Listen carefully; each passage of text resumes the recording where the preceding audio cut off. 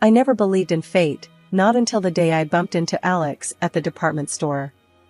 It was one of those busy sale days, the kind where you find yourself elbow to elbow with strangers, all hunting for a bargain. That's where our story began, amidst the chaos and the discount signs. I'm Sarah, by the way, a librarian with a love for quiet spaces and the rustle of pages. My life was simple, routine, and I liked it that way. Then, Alex stormed in, like a character out of one of those romance novels I secretly enjoyed during my lunch breaks. He was a sales manager, a man who thrived in the hustle and the bustle, a stark contrast to my own world. "Hey, watch it!" I snapped as someone's hand brushed against mine, reaching for the last lamp on sale. I looked up, ready to unleash my frustration on the intruder, but my words faltered. There he was, Alex, with a grin that could light up the dim aisle we stood in. "Sorry about that," he chuckled, his hand still on the lamp I had my eyes on. "But I saw it first." I raised an eyebrow, unimpressed. "Dream on." I've had my eye on this since I stepped into this aisle. The banter could have ended there, with one of us walking away in defeat. But Alex, with his easy charm, suggested, "How about we grab a coffee instead? My treat. You can tell me all about the other bargains you've snatched today." I was taken aback. Men like him didn't usually notice women like me, women who preferred the background, the sidelines. Yet, there was a sincerity in his eyes that caught me off guard. Against my better judgment, I found myself nodding, a small smile creeping up on my face. The coffee shop was crowded, but Alex found us a quiet corner. As we sat, sipping on our drinks, the conversation flowed effortlessly. He talked about his job, how he loved the challenge, the thrill of closing a deal. I shared my passion for books, how each page whisked me away to a different world. "You're interesting, Sarah," he said, his gaze intense. "Most people I meet are all about the surface stuff. But you've got depth." I could feel my cheeks heating up at his words. No one had ever described me like that before. "And you're not what I expected," I admitted. "I thought sales managers were all about the hard sell, the smooth talk." Alex laughed, a deep, rich sound that filled the space between us. "Guilty as charged. But there's more to me than just the job, you know." We talked until the coffee shop began to close, neither of us wanting the night to end. It was then that Alex asked for my number, his phone already in hand. "I'd like to do this again, Sarah." Without the argument over a lamp. I hesitated, a part of me wary of stepping into unknown territory. Yet, as I looked into his eyes, I saw a glimpse of something more, a connection I couldn't quite explain. So, I gave him my number, setting the stage for what would become the most tumultuous chapter of my life. Our chats turned into dates into a relationship, and before I knew it, Alex and I were standing at the altar, promising each other forever. We moved into his house, a cozy little place that soon felt like home. Our dreams of starting a family, however, proved to be a challenge, testing our bond in ways I never imagined. Life has a way of flipping the script on you, doesn't it?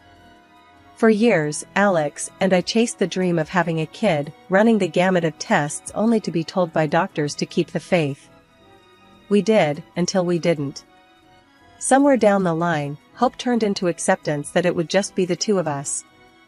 Only, that acceptance brewed a distance between Alex and me, a gap that widened with every late night he spent at work or with his buddies while I was left to stare at the empty rooms of our home. I really tried to bridge that gap. "Alex, maybe we should see someone, a professional to talk about this," I suggested one evening, mustering all the courage I had. He looked at me like I'd suggested selling the house to join the circus. "A shrink? For what? So they can tell us how to talk to each other?" "No way, Sarah."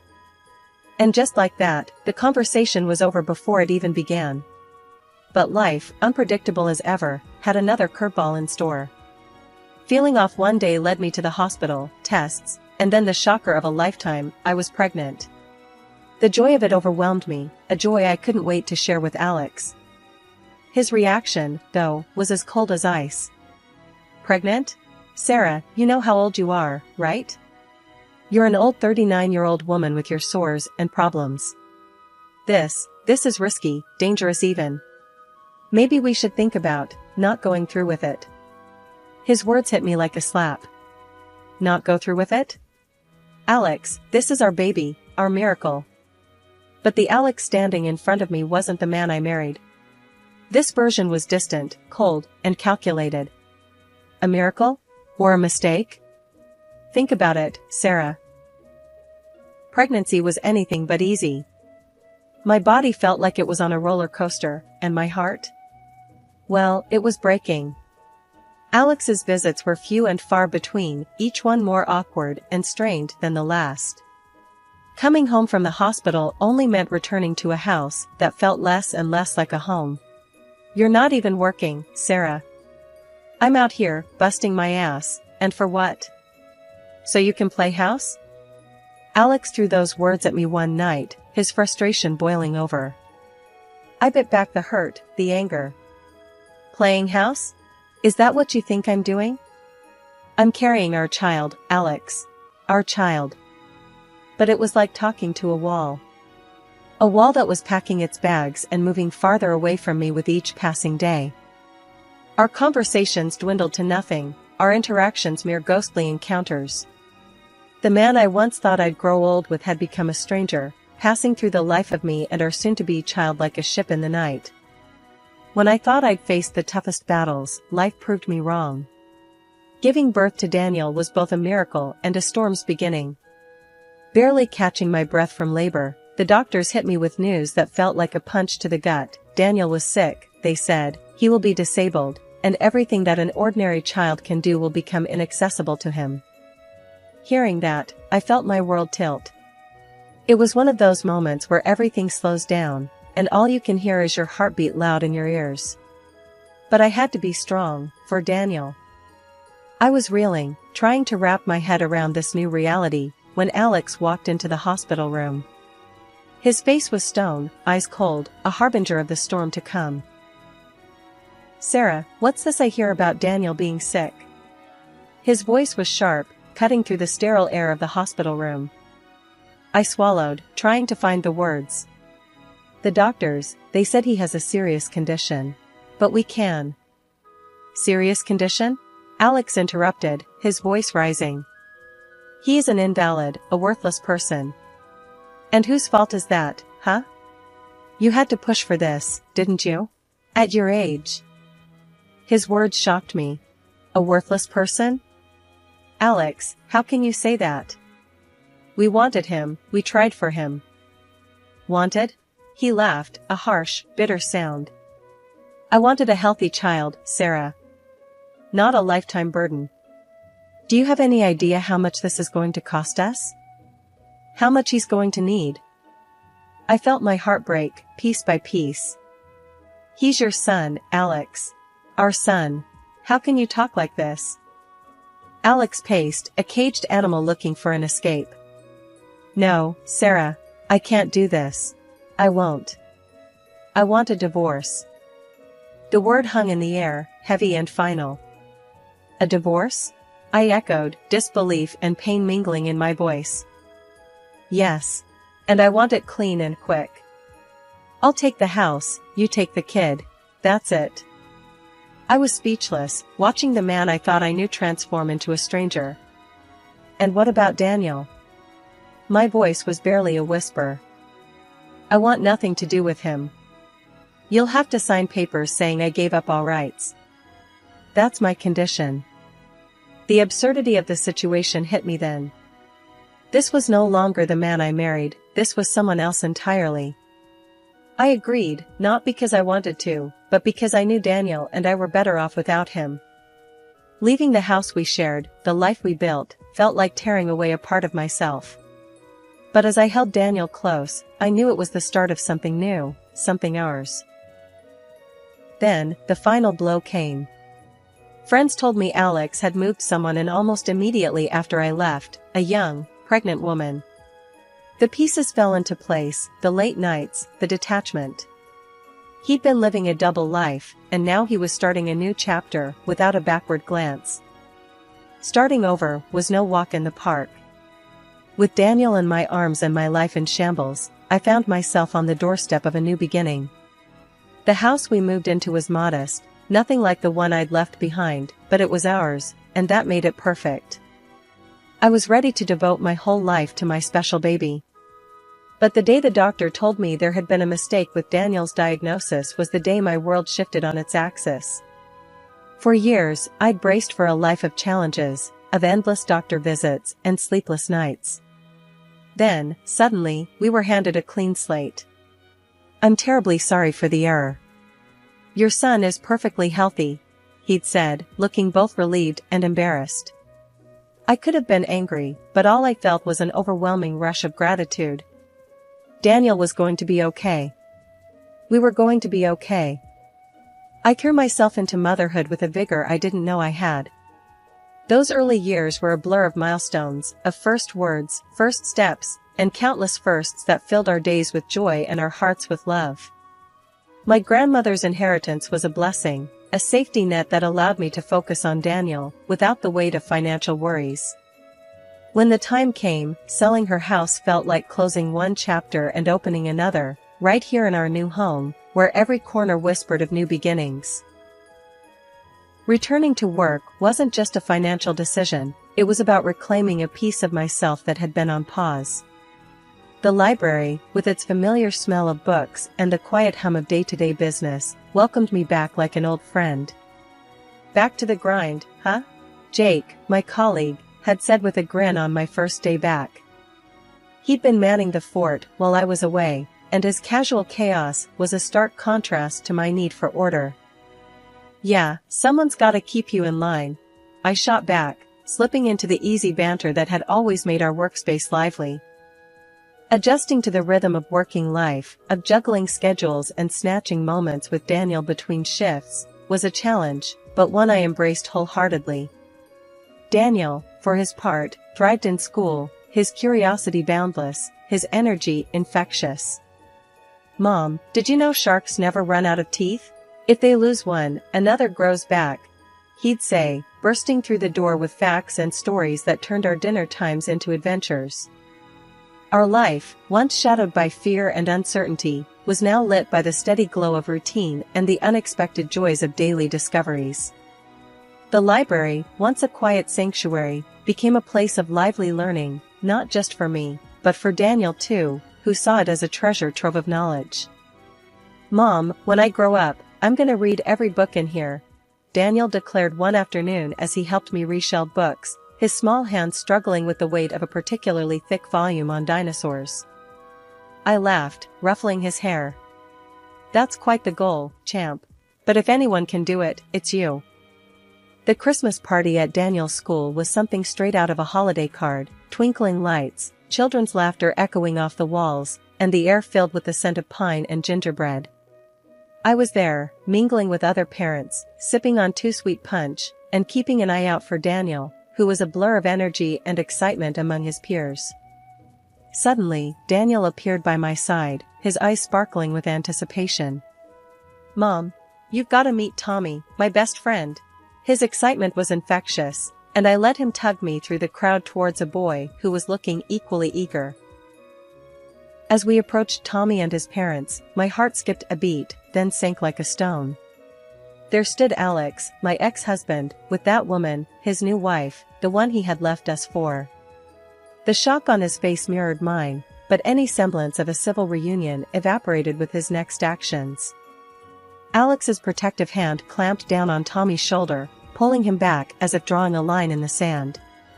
"Tommy, stay away from him," he barked, nodding towards Daniel, with undisguised contempt.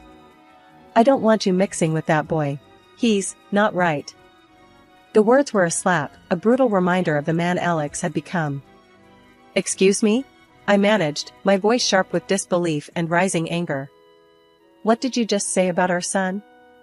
Alex, unfazed, met my gaze with that cold, arrogant look I remembered all too well. "You heard me. I'm not having my son play with someone defective." The ugliness of his words stung, but I squared my shoulders, refusing to let him see how deeply they cut. "Defective? Daniel is perfectly healthy, Alex. Not that you'd care enough to know." His smirk was infuriating, a clear indication he believed he had the upper hand. "Oh, I know you'd like to think everything's fine. But let's not pretend you didn't mess him up with your choices." Before I could retort, his wife, a bystander until now, chimed in, her voice laced with concern. "Let's not make a scene, darling. We're at a school event, remember?" Alex shrugged, his gaze still locked with mine. "She needs to hear the truth. Besides, we're doing much better now. My wife is rich, and her father owns the company I work for." He draped an arm around her, a show of possession more than affection. I looked at her, this woman who had unknowingly dismantled my life, and then back at Alex. "Doing better? By teaching your son to judge and look down on others? By spreading lies?" Alex laughed, a sound void of any warmth. "Oh, Sarah, always so dramatic. We've moved on to bigger and better things. Something you wouldn't understand." His words were meant to sting, to show off his supposedly better life. But looking at him, all I felt was pity. Money doesn't buy decency, Alex. Or kindness. As they walked away, Daniel looked up at me, his young face etched with questions and hurt. "Mom, why did he say those things? Why doesn't he want Tommy to be my friend?" I knelt down, taking Daniel's hands in mine, searching for the right words. Sometimes, people say unkind things because they don't understand, or they're dealing with their own issues. It's not a reflection of you, my love. You are perfect just the way you are. Daniel nodded, though I could see he was still processing the harsh exchange. "Are we still going to have fun tonight?" he asked, his voice small. I smiled, brushing a stray lock of hair from his forehead. "Of course, we are. Nothing and no one is going to ruin our night. Let's go enjoy the party, okay?" After the Christmas party debacle, I tried to push Alex and his hurtful words to the back of my mind. Life with Daniel was full enough, without dwelling on past pains. But fate, it seemed, wasn't done with us just yet. A few days after the party, my phone rang with an unfamiliar number. Curiosity got the better of me, and I answered. "Hello? Hi, is this Sarah?" The voice on the other end was hesitant, unsure. "Yes, speaking. Who's this?" It's Julie, Alex's wife." Her voice wavered, like she was bracing for an onslaught. I paused, taken aback. "Julie? What can I do for you?" There was a heavy sigh. I wanted to talk to you about what happened at the Christmas party. And, about Alex." I tensed, memories of Alex's words still fresh. "All right. What about him?" Julie was silent for a moment before continuing. "I heard what he said to Daniel. And to you. I didn't know about any of this. About how he left you, about Daniel. He told me a different story." Her admission sparked a mix of emotions in me, but I kept my voice even. "And what story did he tell you?" "That you two grew apart. That the divorce was mutual. He never mentioned. He never said anything about Daniel being sick or..." Julie trailed off, but her meaning hung heavy between us. I sighed, feeling an unexpected pang of sympathy for her. "Julie, Alex has a way of twisting the truth to fit his narrative. What happened at the party, what he said. That's the real Alex. I'm sorry you had to find out this way." She was quiet for a moment. "I want to apologize, Sarah. For him. For what he said. It was unforgivable. And I'm going to confront him. He needs to take responsibility." We said our goodbyes, a mutual understanding hanging between us. After we hung up, I sat, phone in hand, pondering the strange turn of events. Alex's lies unraveling at the seams, and Julie, caught in the crossfire, seeking truth. 2 weeks later, after Julie's unexpected call, my phone rang, slicing through the quiet of the evening. The screen flashed his name, a reminder of a chapter one thought I had closed for good. With a sigh, I answered, bracing myself for whatever came next. "Sarah, you've ruined everything. Alex's voice was sharp, tinged with desperation and anger. I pulled the phone away from my ear for a moment, taking a deep breath before responding. Ruin everything? Alex, whatever's happening is on you, not me. He was practically seething on the other end. Julie's leaving me. She found out about how I treated you, and then she got detectives on me. Found out I messed up again. I couldn't help but let out a bitter laugh. So, let me get this straight. Julie left you because you're the same lying cheat you've always been, and somehow this is my fault? It wouldn't have happened if you hadn't talked to her, he accused, his logic as flawed as ever. Alex, I didn't tell Julie to hire detectives. And I didn't make you cheat. You did that all on your own, I said, my voice firm, devoid of any sympathy I might have once had for him. There was a pause, and when he spoke again, his voice was laced with a desperation I hadn't heard before. I've lost everything, Sarah. Julie's dad fired me from the company. She's taking the house, the cars, everything. I have nothing. I shook my head, even though he couldn't see. And you think this is my problem because we were married once. We have Daniel. And I know I've been terrible, but I've changed, Sarah. I've realized everything now. Please, can we try again? For Daniel? The audacity of his request left me speechless for a moment. Alex, you haven't changed. You're only sorry because you got caught and lost everything. And even suggesting we try again? That ship didn't just sail, it sank. Daniel and we're doing fine. Better than fine, actually. And we don't need someone who only comes around when they've hit rock bottom.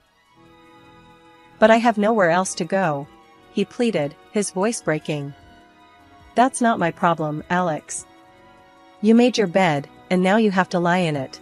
Alone, I said, my tone final. He tried to argue, to bargain, but I cut him off. No, Alex. This is where it ends. You need to figure out your own life, without dragging us down with you. Goodbye. I hung up before he could say another word, the finality of the gesture making my heart race. It was done. I turned off my phone, not wanting any more disruptions for the evening. A couple of months after the whole debacle with Alex, I got a call out of the blue from Julie, his now ex-wife. She wanted to meet up, kids in tow, for a coffee chat. Curiosity piqued and a bit wary, I agreed. Daniel was always asking about Tommy, so I thought, why not? We met at a cozy little cafe downtown, a neutral ground of sorts. Julie was there with Tommy, both looking a bit apprehensive, but hopeful. Daniel lit up at the sight of his half-brother, and within minutes, the kids were chattering away like old times, the awkwardness melting away under their shared excitement. Julie and I found a quiet table, coffee in hand, a world apart from the chaos of our children's laughter. So, I heard you finally went through with the divorce, I ventured, trying to tread lightly. She nodded, a mix of relief and resignation in her eyes. Yeah, I did. It was messy. But I'm out on the other side now. Feels like I can finally breathe again. I could relate, remembering my own tangled exit from Alex's life. I'm glad for you, Julie. It's not easy, walking away, but sometimes it's the only way forward. Julie sipped her coffee, then looked at me, a determination in her gaze. He showed his true colors, through and through. Made the divorce hell. But I'm glad it's over. And I've been thinking, our boys, they're half-brothers. Despite Alex being, well, Alex, I don't want Tommy growing up without knowing Daniel. Her suggestion took me by surprise, but the more I thought about it, the more it made sense. I'd like that, I admitted. Daniel's always asking about Tommy. They're good for each other, it seems. Watching our sons play, I couldn't help but marvel at how life had turned out. A few years ago, I never would have imagined sitting here, chatting with you, watching our kids play together, I said, a smile tugging at my lips. Julie chuckled, a sound of genuine amusement. Life's funny that way, isn't it? Throws you curves, and you end up finding family in the most unexpected places. Our conversation flowed easily after that, the initial awkwardness giving way to a shared understanding. We talked about the kids, about moving forward, about building a life after Alex. It was cathartic, in a way I hadn't anticipated. Driving home, Daniel buzzing with stories about his afternoon with Tommy, I realized that this was what moving forward looked like. It wasn't just about leaving the past behind, it was about building something new, something better, from the pieces.